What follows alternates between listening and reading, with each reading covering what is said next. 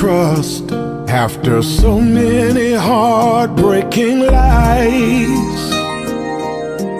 This could be the answer to all that she prayed for. She's putting it all on the line.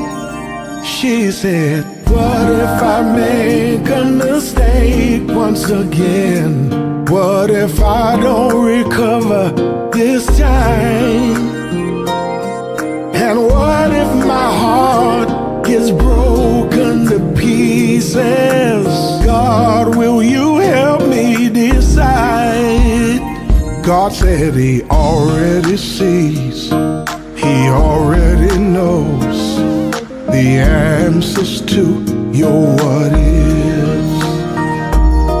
He already sees, already knows the answers to your what ifs. Back on the job to collect one more paycheck gets harder and harder with time. If only I could just take a step out on faith and leave all of this behind. He said, what if I can't put any food on the table? And what if I'm just destined to fail? Or what if I just don't have what it takes? God, if you hear me, please help. God said he already sees, he already knows the answers to your what ifs.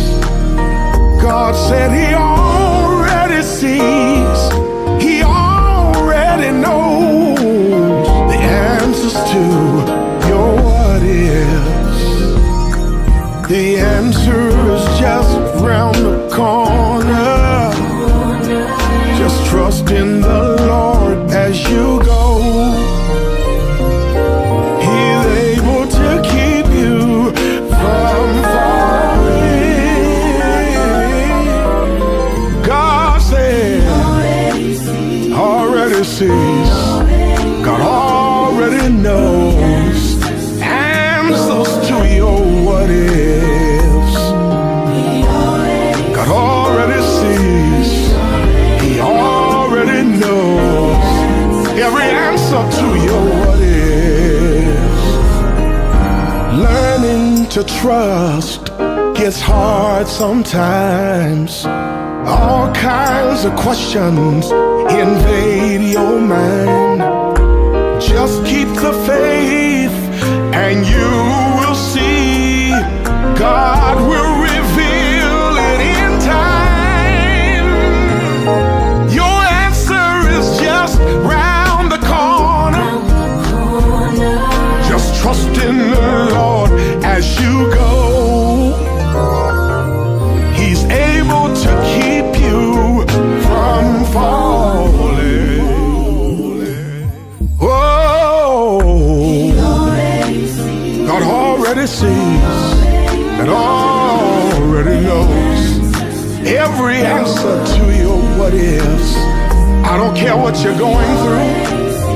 I don't care where you are right now. Already knows. He can make the sun shine on a cloudy day. Make you feel rich when you don't have a dime. Make you laugh when you feel like crying. God already sees. God already knows. Keep your hand in his hand. Don't let go of your faith. He already knows. Oh, yes. Already sees. Already knows every answer to your what ifs.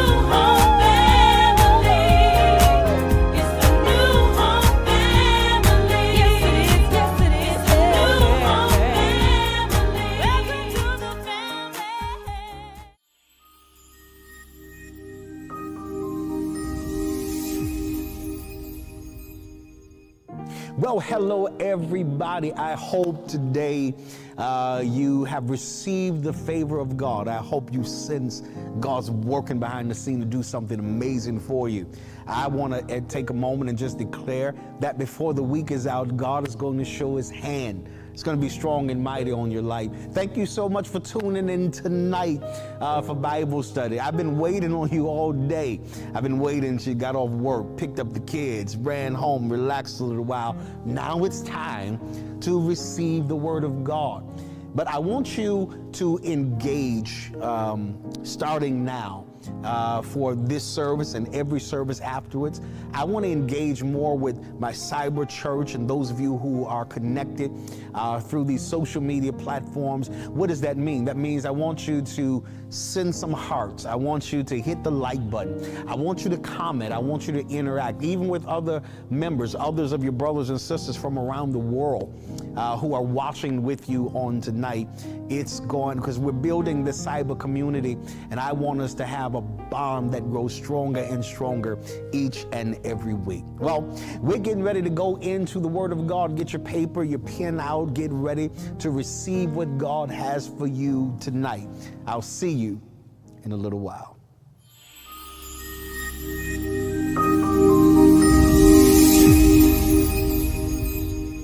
Now, in today's session, I want to talk about something that I think is quite significant and I think is very pertinent to each and every individual who's watching me right now, who will watch me whenever it is that you watch me.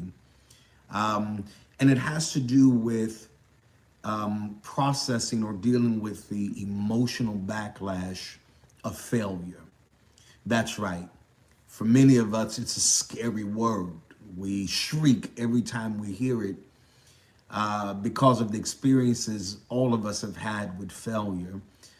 But failure leaves in this aftermath some very difficult emotions to process.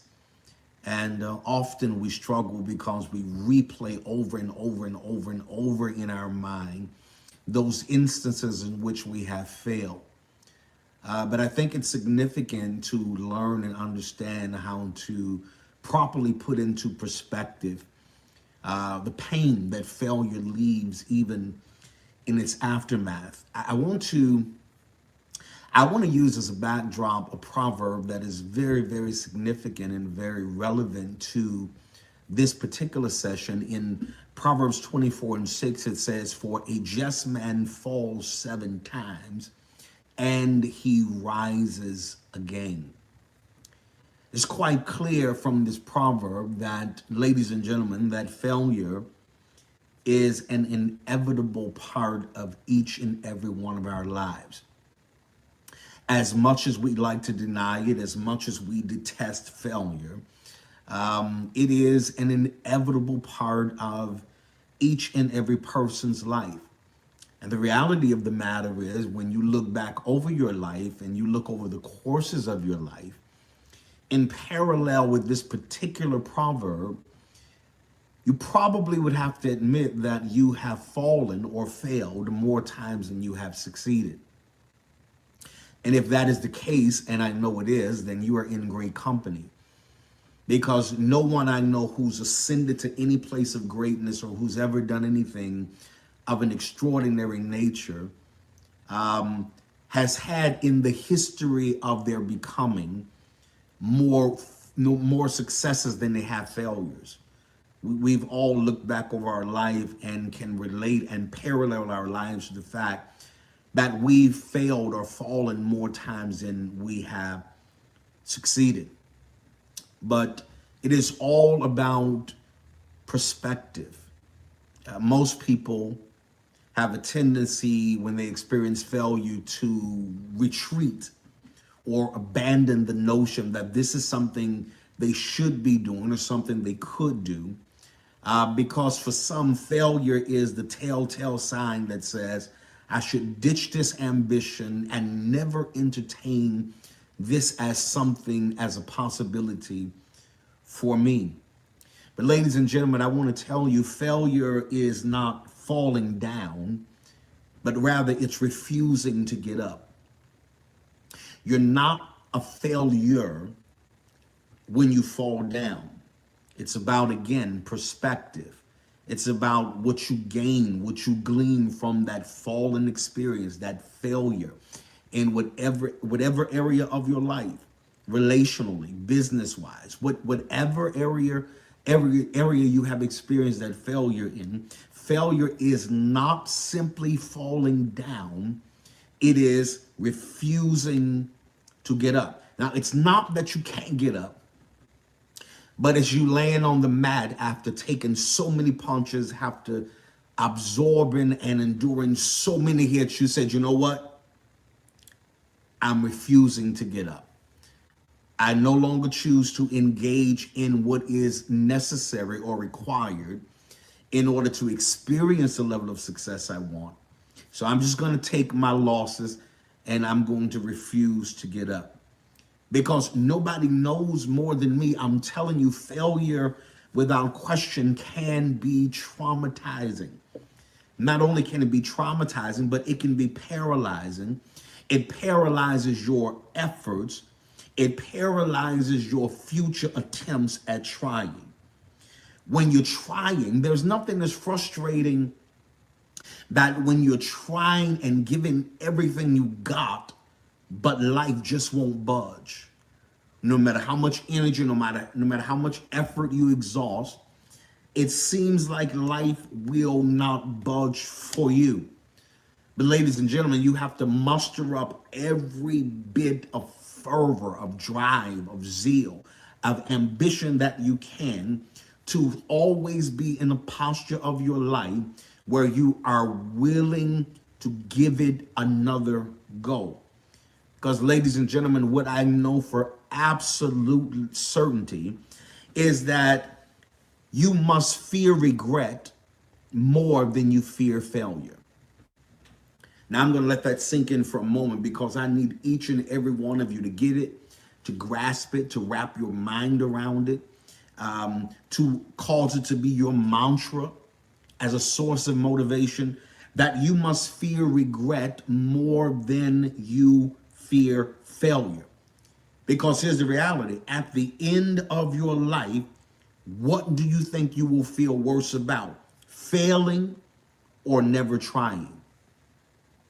I can't tell you how many people that I've seen get to the end of their life and they generally begin to communicate and articulate what they wish they would have tried, what they wish they had been daring enough to attempt, what they wish they would have gone against the grain and did in spite of the criticism of people who were not willing to do the same.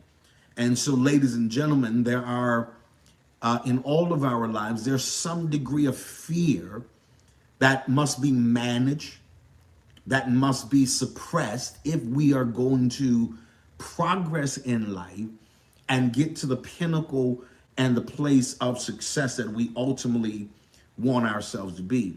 Because what I want to tell you is that the grips of failure usually capitalizes on our habits of comparing ourselves to other people. Now, that is very important because you are looking around at your friends, your relatives, your coworkers, your peers. They seem to be excelling in an area that it feels like you're in neutral. They seem to be in possession of possessions that you want, and you're trying to figure out, why don't I have this? You're looking at their homes, their cars, their salaries, their statuses in life. And when you base your worth on other people's positioning in life, then you're always going to feel very miserable because you are stuck in the cycle of comparison. You're comparing who you are to someone else and what you should have based on what other people have. And maybe that's the problem.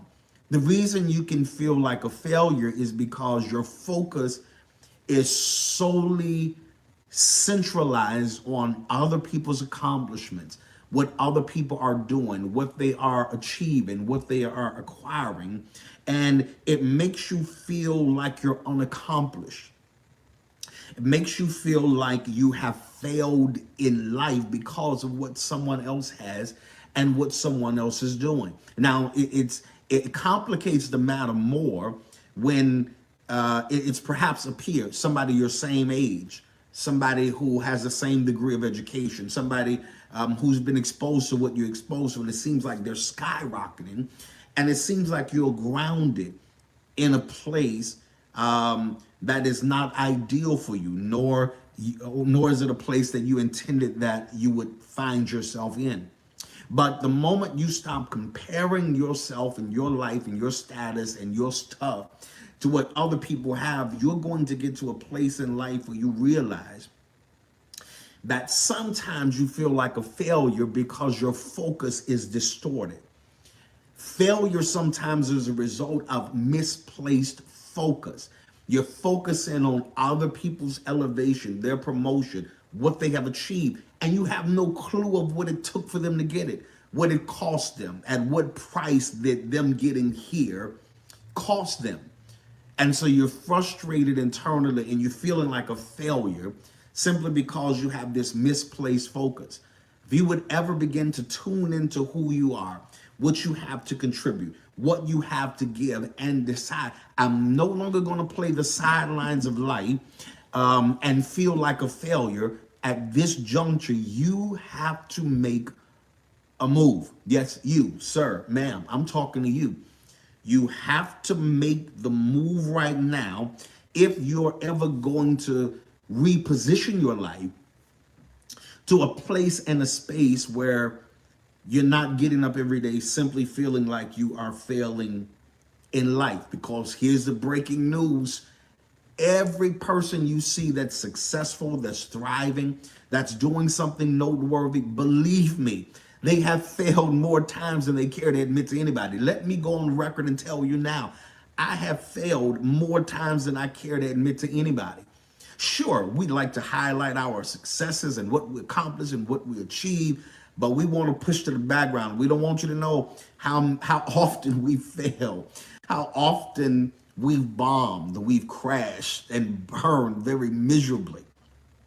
But the reality of it is impossible to live without failing at something unless you live so cautiously that you might as well not have lived at all. And in that case, you fail by default.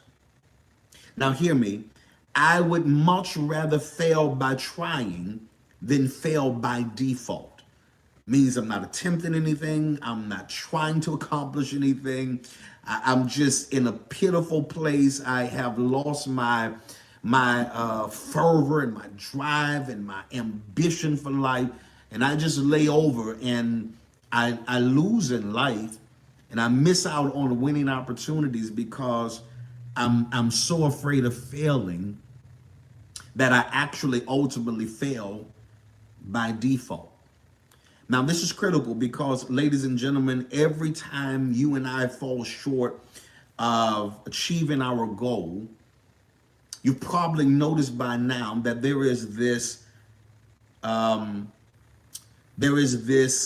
mental stupor that we generally sink into, and that is because we fall into a place of being overly self-critical.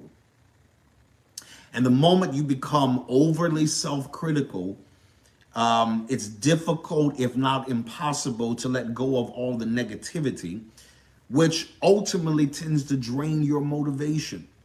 That whenever you set out something, you got a plan sketched out and drawn up, you got a plan of action that you're pretty sure is going to amount to some measure of success. And then when it doesn't, there is this internal self-critic. We become incredibly critical of ourselves.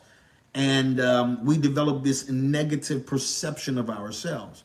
And ladies and gentlemen, whenever you have a negative self-perception, whenever you are faced with challenges or difficulties or obstacles that you didn't expect to have to encounter, then it begins to affect your internal language.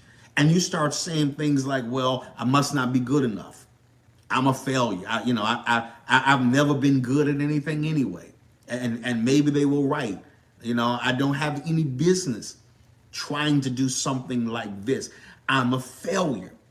But have you ever wondered to yourself, why is it that some people can navigate through failure and even use their failure as some fuel to create a pathway to their life's goals, their motivations, their ambitions, and their wildest imaginations, while other people give up on their dreams and even on themselves? The reality is failure is inevitable. A just man falls 7 times. You're going to fall, but you will get up again. But your getting up again is predicated on you, on how badly do you want it, how much of what you've imagined in your head, in your heart, in your spirit, do you really want for yourself? That you find yourself in this place where you have to decide, am I going to let failure derail me, or am I going to use it to educate me so that I make a better go of it the next time around? Because it's very easy. I can't tell you how often I've experienced failure and my first instinct was to throw my hands up, walk away for it, wash my hands with the whole notion of it. And it's appealing to go back to the familiar rather than risk forging ahead, chasing after a future that may or may not come. And my belief has been a little warped because I've experienced some failure. So now I'm not even sure that this future is really going to come to pass. But I want to tell you that you have to allow the failures you've experienced in your life to become the fuel to forge ahead to your future. I can't tell you how many times I would have given up if I just didn't make up my mind I wasn't going to let failure have the last word. I would have walked away, but I felt like I was cheating myself because I invested so much time. And I decided that if I put a little more effort in, if I educate myself a little more, if I get around the right environment, create the right atmosphere for me to succeed and achieve, then I'm going to do it. But sometimes, ladies and gentlemen, you must be careful before you throw your hands up and walk away and decide that you cannot do it, that you use the failure as fuel. People tell me I can't do something, I do it at a greater magnitude. People tell me what I can't have, I'll come back with it in 3 different colors. Because it's the failure, the backlash of failure emotionally is predicated on how you process it, right? Am I going to allow it to be the fuel, or am I going to allow it to feed my frustration and further embellish my own negative perception of myself and say, I didn't have no business trying that anyway. I knew it wasn't going to work. I don't know why I went in that building and tried to interview for that job. I knew they weren't going to hire me. Because when you experience failure to any degree, it will warp your perception and your expectation of anything better happening and unfolding for you in your future. But I want to tell you today that you are far from through. And I want you to get that in your head, your mind, your heart, and your spirit, that you are absolutely far from through. It is far from over for you. You just have to redirect your focus. Stop comparing to other people. And I want you to focus in intently on what it is you've been gifted to do, called to do, and what you have the skill set and the mindset and the intelligence to accomplish in your life. Failure does not define you. It comes down to how you think of failure and how you approach every setback in your life. Hear me when I tell you this. Success or failure is caused more by mental attitude than by mental capacity. Now let that sink in for a moment. Success or failure is caused more by mental attitude than by mental capacity. Intelligence is less of a determining factor in success than determination or optimism. So it doesn't matter your mental capacity as much as your mental attitude does. You got to get up every day with an attitude that says, I may be knocked down, but I'm not knocked out. I might have taken a hit. I might have experienced a setback. I certainly didn't have any plans on experiencing, but that is not going to detour me, derail me, or discourage me from doing what I know I am fully capable of doing. The truth is, anyone who's ever succeeded, and I want to reiterate this in your mind, that anyone who's ever succeeded at anything has failed along the way. Now, the problem is, generally when we fail in some area of our lives, we spend so much time harping on the negative aspect of the failure instead of understanding that the more we do that, we just keep reliving the moments of defeat, and we are developing unhealthy attachments to an idea of who and what we want to be. Let me give you that again. Sometimes when we fail, we start talking about, oh my God, I'm not good enough. I'm not smart enough. I'm not strong enough. I'm not resilient enough. But you spend the majority of your time embellishing or highlighting your weaknesses rather than focusing in on your strengths and learning how to capitalize on them so that the next time around, victory is inevitable for you. But you got to be careful, because when you go through failure, again, it's your language. You start saying things like, maybe my best isn't good enough.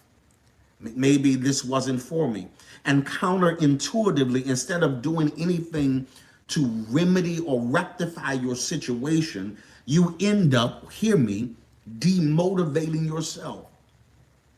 Because let me tell you, what you say to yourself has greater bearing than what anybody else says. Oh, sure, what people say about you has weight. And sometimes people have said some things to me that's made me question everything I thought I knew about me. I've had people say something, and I said, well, maybe, you know what? Maybe they're on to something. Maybe I'm not as good as I thought. Maybe I shouldn't be doing this. Maybe my expectations are a little lofty. Maybe I'm shooting too high. And once you allow other people's opinion of you to become your opinion of yourself, you'll very quickly begin to be demotivating to yourself, right? And you'll sink into this place of inactivity when you should be using this moment to find another source of internal motivation. Not just quit so easily, not just walk away because one or two people told you no. For every one or two people that tell you no, there's 10,000 ready to tell you yes. If you ever convince yourself that you deserve this shot, that you do have enough of what it takes, that you are smart enough, but you'll never get there as long as you're letting your inner critic have the last word upon your life. I can't tell you how many people, in fact, me, how many times I've become the victim of my inner critic. And I want you to understand that your inner critic absolutely intends to sabotage any semblance of success for your life. The inner critic is this little voice way down inside that tries to get you to consider the fact that you should be doubting yourself. Inside of your head, there always seems to be this little voice highlighting your flaws for the purpose of wiping out your confidence in yourself. Now, whenever failure ends up making you feel down about yourself, your inner critic begins to feed off that negativity and attacks you with even more destructive thought patterns in your head. You start thinking, I'm not worthy of success. I don't have what it takes. I'm not enough. All of these things you're saying to yourself causes you, hear me, to lose trust in your own abilities. Again, people have said things to me that's made me question my own worth, my own value, my own abilities. But there's nobody that I know who's ever made me question my own abilities than my own inner critic. Who do you think you are? What makes you think you can fill that position or hold that or occupy that space? Do you know what it is to have that internal critic talking and talking and talking, and you're spending all night trying to combat it, trying to ignore it, but it's not going away because the intent, the emotional backlash of failure is to get you to a place where you start doubting yourself, where you give more attention to your internal self-critic to the point that it wipes out and dismantles your confidence in your capacity and your capability. Its sole job is to tell you what you can't do and what you aren't good enough to do and where you aren't headed in life. And it eventually starts leaving you in a place of depression.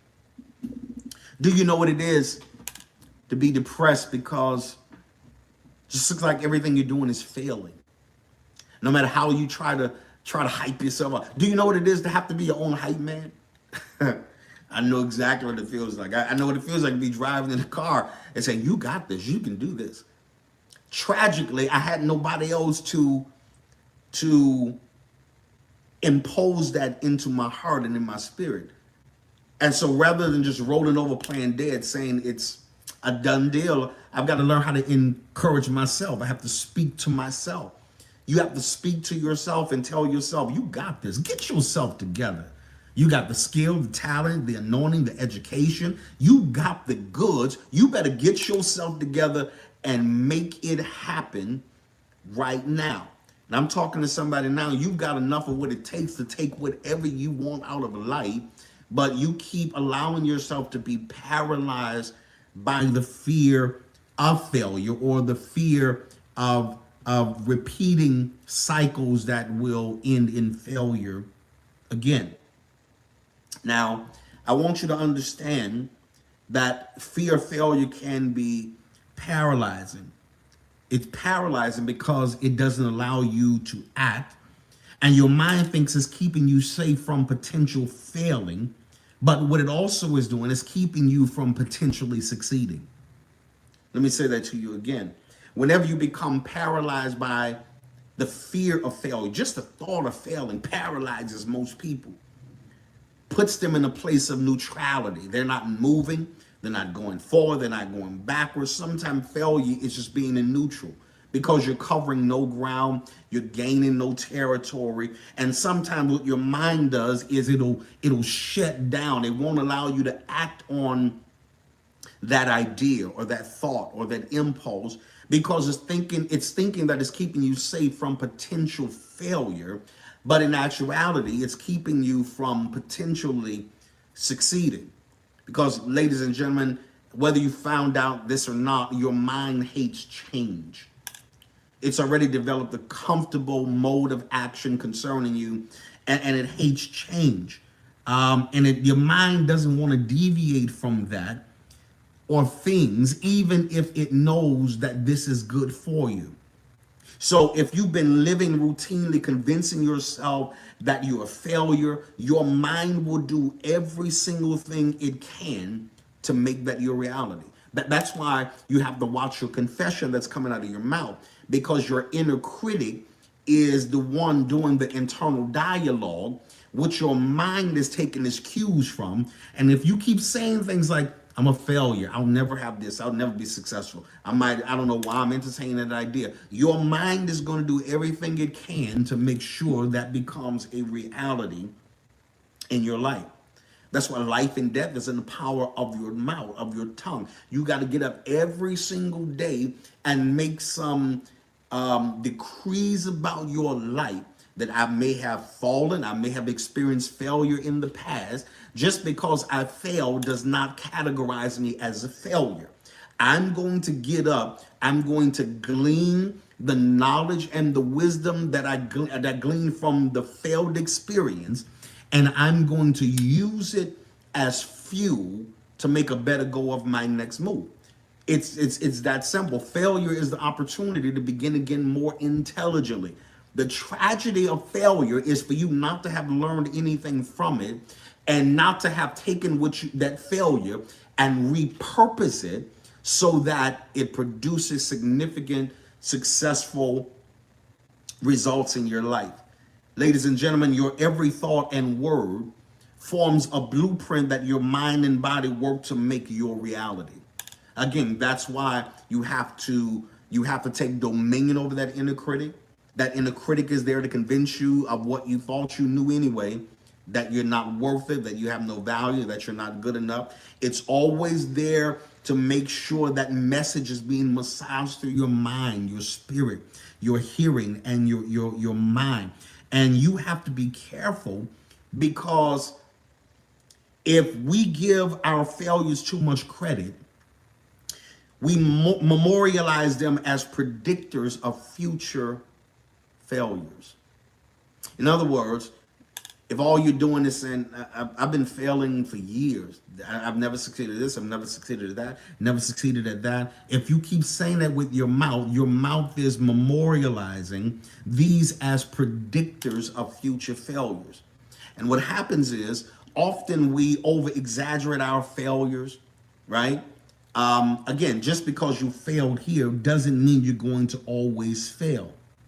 You have to decree in your mind that I'm going to take advantage of this opportunity to reconfigure some things. I'm going to take advantage of this opportunity so that I can structure my life, my approach, my behavior, my attitude, so that this time when I attempt to do it, success is inevitable. Let me tell you, your mind wants you to constantly relive certain failing moments of your life, but the reality of it is that doesn't serve you. Because while you're spending time reliving that and recycling those experiences and those thoughts in your mind, then it's prohibiting you from embracing something new, something different, another approach. Maybe I'll try it this way. Maybe I'll do it that way. Sometimes you can sit around worrying about the would haves and the could haves and the should haves, because they're going to rush through your mind. You're going to always be thinking about how things could have turned out differently. But the truth is, the time that you spend in this place of unnecessary replaying failures could be better spent, hear this, taking responsibility for your part in the failed effort. Now, most people don't want to hear that, because generally when we fail, we want to attribute that failure sometimes to other entities, other people. This didn't work because she didn't do her part, and this didn't work because my team got flaky and dismantled on me. And all of those things might be true. But the reality of it is, at the end of the day, you still have to survey the event and pull out the parts you were accountable for and take responsibility for what you did or did not do to contribute to that failure. Sometimes failure gives us the much needed opportunity of reflection and helps us identify key factors and key elements as to why we didn't hit our target, we didn't hit our goal, we didn't hit our mark. Because the truth of the matter is, if you're not careful, you'll spend all your time blaming everybody else for why you failed, that you'll never make the necessary adjustments you need to make in order to minimize failures in your future. I'm going to give you a moment. I'm going to let you digest that. Because the reality of the matter is, there are some things we could have done differently. There are some things that we know we should have done differently, but for some reason we ignored it. Maybe our ego, maybe our laziness, but whatever the issue was, identify that, take ownership of that, release the blame game, and say, from this moment on, I am going to be responsible for moving my life progressively. I'm going to be aggressive about being progressive, and I'm going to put my life in the best possible position so that I can experience supernatural success. Now, I need you to understand that failure isn't for the faint of heart is what I like to call it. When you fail, here's the hard truth. It does hurt. When you fail first, I start thinking about all the time I put into this, all the sacrifice I made. I thought I was doing everything that I could possibly do to have some input and some control over the outcome. I thought I had this in the bag. And sometimes it's not an easy feat. I'm not saying it's going to be an easy feat to overcome failure, but still, you have to do it. It's a little difficult to trust again after your heart has been broken, after a failed relationship. Sometimes it's difficult to apply for another promotion or another position after you've been passed over the first time. I'm not saying it's easy, but you have to. Because if not, then you've allowed failure to determine your position in life. I don't even know who I'm talking to, but there's somebody that's watching me that has put their lives on hold because of a failure that occurred, and now you've lost the will. You've lost the will to try, to be. You've lost the will to become, because you've taken such a hit from failure that it won't even let you see yourself in a better future state. But I want to tell you this day that you still got more life left to live. The moment you put into perspective that a just man falls 7 times, you got to get back up again. Life is about falling down and getting up. I don't care what they tell you. Oh, every day you're going to be on cloud 9. Every day you're going to be winning. That is not the case. Life is about falling down and getting right back up. Yeah, there are some things that will knock the wind out of you that may take you a little longer to get up from, but at the end of the day, failure is not about falling. It's about refusing to get back up. And once you make the determination in your heart and your spirit that no matter how hard life comes at me, no matter how hard life knocks me down, I am going to get back up again. When we learn how to rebound, we learn how capable we really are. I'm gonna let that sink in for a moment. See, because you don't know how resilient you are until resilient is what you have to be. And there's no point in your life where you have to be more resilient than after a failure. Because for some people, failure is a signed permission slip that says you can be excused from life now. This didn't work. This didn't turn out like you wanted to go. Nobody's going to blame you from walking away. But I want to tell you, I want to look you in your face and tell you, you've come too far to walk away now. You're too invested to just throw it all away. Don't you allow life to make you sign the permission slip and say you're excused from living, you're excused from life. You have to keep pushing, keep moving. You don't learn until you learn how to rebound. You will not learn how capable you are. Sure, you're going to fall. Ladies and gentlemen, I want to tell you, kids learn how to walk. Kids learn more about walking from falling than they did from walking. Think about it. When you were a kid, you fall, you had kids, you had grandkids, you'll watch them attempt to walk and fall. Attempt and walk and fall. Attempt and walk and fall. Out of my kids and grandkids, not one of them made the decision, you know what? I'm just going to crawl the rest of my life. Since I've fallen, I tried to walk once or twice and I fall. I get up, I fall again. Forget this walking. I'm going to just decide to crawl through life. No, you learn more sometimes from the fall than you are doing from the walk. And I want to tell you that you are going to have success in your life. No question about it. But the reality is that failure is a part of that equation. It's a part of the equation that most of us wish we could eliminate. Well, all of us wish we could eliminate. I wish I could have eliminated it. But it's not until you look back in retrospection and then realize that I had to fail then because I didn't have this right. I didn't have the right perspective about this. Failure is a necessary equation for not success, hear me, for sustained success. Not just, I succeeded at this. No, I want to be able to have sustained success in my life. But You're under false pretense if you think you're going to succeed and experience no failure in your life. Never let success go to your head, and never let failure go to your heart. I'll rewind that and give it to you again. Never let success go to your head, and never let failure go to your heart. I know you're going to have some successes in your life, but don't allow that to cause you to have an inflated ego. Don't allow that to make you talk down to people or treat people any differently because they're not necessarily on the level that you're on economically or whatever measuring marker that you're using. But never let failure get to your heart either.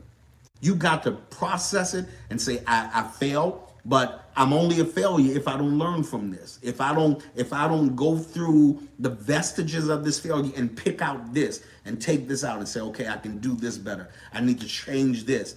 I'm going to use this moment as education that's going to be responsible for my next elevation in my life. Ladies and gentlemen, I believe it was Abraham Lincoln who said that my greatest concern is not whether you have failed, but whether you are content with failure. That's my question to you. I don't have to ask you if you failed. I know you have.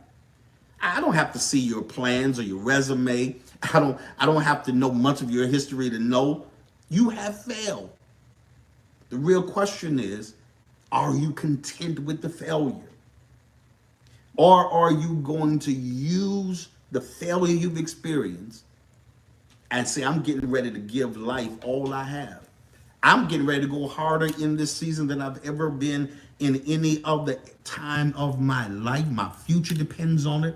The future of my lineage, the future of my heritage depends on me not being content with failure. I'm going to take this failure and I'm going to allow it to be the fuel I need to get the kind of future and the kind of success that I know I am fully capable of. Let me tell you, you're more capable than you realize. Let me be the one to tell you on this day, you have more going for you than you even recognize. You are more than capable of acquiring, of achieving, of obtaining, of possessing a successful life. But it's all about putting failure in perspective, not allowing it to haunt you, to hover over you, not allowing it to define the rest of your life. A just man falls 7 times, but he rises again. Let me look at you and tell you to rise again. Doesn't matter how low you fall, and doesn't matter how hard you hit the concrete. Rise again. The life and future you want is just ahead of you. Well, I'm out of time for this session.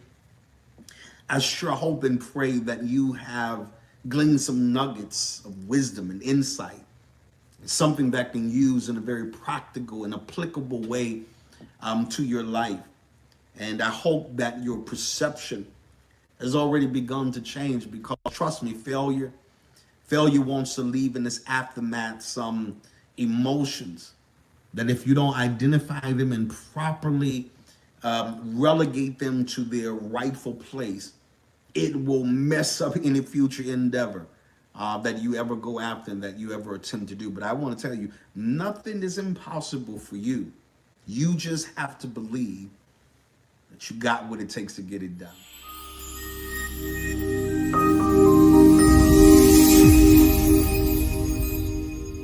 Well, my brother and my sister, after hearing the word of God, maybe there's someone out there, in fact, I know you're out there, whose heart has been touched by God through the word, and you're wondering, what must I do to be saved? Well, my brother, my sister, I've got great news for you. Today is your day of salvation. Salvation is even nigh you, says the word of God. What do I need to do to be saved? All you have to do is confess with your mouth Jesus Christ as Lord, and believe in your heart that his Father, God, raised him from the dead, and he is now seated on the right hand of God, making intercession for you and I. At this very moment, God is making intercession for you. And if you're watching and you said, that is me, I want you to put right there in the comment, it's me. And I'm going to pray very specifically for you. If you're receiving Christ this day, if maybe you're watching and you're a backslider and you have been challenged, convinced, and convicted by the word of God, that today is a great day for a turnaround. Today is a great day for a fresh start. And if that's you and you've received Jesus Christ in your heart and you're a backslider, but today you're coming back, restoring your relationship with Christ, just put in the comments, it's me. Or maybe you're watching this day and you say, Pastor, I have a relationship with Jesus Christ, but what I need is a church home. I need a man of God. I need a place to serve. I need a place to be submitted and committed to. If the Spirit of God is leading you to this place, it doesn't matter what city you're in or state or zip code or area code you reside in. The only thing that matters is that you receive Jesus Christ and you are receiving this as your church home, as your church family. There's an email address right here at the bottom of the screen. I want you to take full advantage of it. I've got staff on standby right now. They're not only praying for you and with you, but they are waiting to help further facilitate your next steps. Now that you have received Jesus Christ, I want you to know the Bible says that the angels in heaven rejoice over one soul. Not only is heaven rejoicing this day, I want you to know we are rejoicing with you, my brother and my sister. And let me say to you officially, welcome to the family.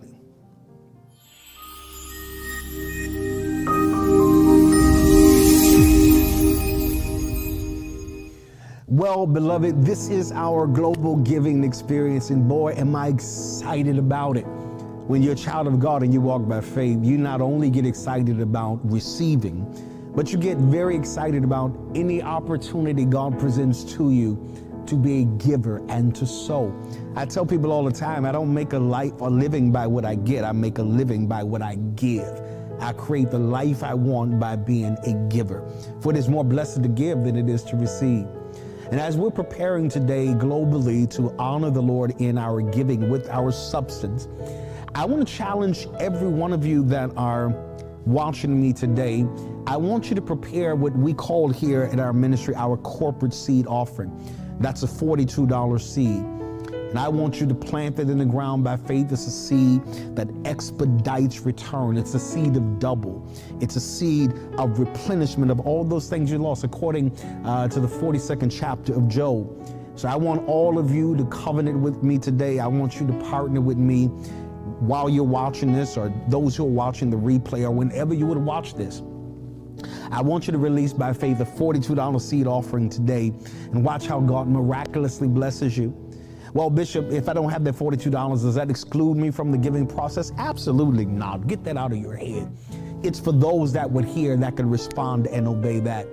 But if you say, Pastor, I don't have that seed, but I have a seed that I want to put in the ground, I want to challenge you to get the very best seed that you have on this day. And I want you to present it unto the Lord, and you're going to see the blessings of heaven overwhelm you like never before. The giving means are right here at the bottom of the screen. Find one that's most convenient for you, and I want you to choose that one, and I want you to give it by faith. I want you to thank God in advance for the harvest that's coming your way. If you choose not to give electronically, there's a mailing address right at the bottom of your screen as well. Get a stamp, a money order, cashier's check. Put it in there. We're going to pray over it, receive it, and pronounce heaven's blessed over your life. You can't be God giving no matter how hard you try. Keep on giving. Heaven's ready to give unto you.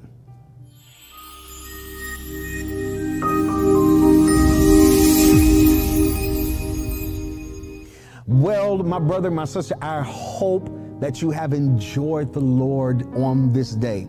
I hope you have enjoyed receiving the word as much as I have enjoyed teaching and releasing this word to you. Let me say a thank you to all of you who spend your Wednesday with me. Thank you. Those of you who take part of your lunch break, those of you who take some of your break, and those of you who even pull over the car and watch this Bible study. I want you to know I am incredibly grateful for your support and your commitment to this ministry.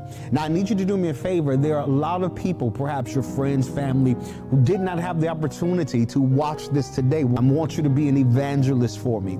I want you to call as many people as you know. If this has been a blessing to you, I want you to reach out to as many people that you want it to be a blessing to. And I want you to tell them to tune in. God's going to do something Amazing. Don't forget, if you have not, please make sure you are connecting with us on all of our social media platforms. Don't forget and make sure you go to all of my social media platforms at Henry Bolden, Facebook, Instagram, YouTube, and I want you to subscribe and I want you to like. Thank you so much for all of your comments on this day. Please know that I'm going to get to look at each and every one of them, and I'm going to respond to them. Those of you who have questions or any prayer requests, all of those things, I want you to send it to me. I want you to know that you and I are bonded together. We are connected.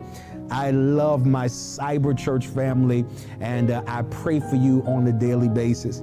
Well, I'm out of time for now, but as always, in part, and always remember that things can change for you at any moment. I'll see you next week.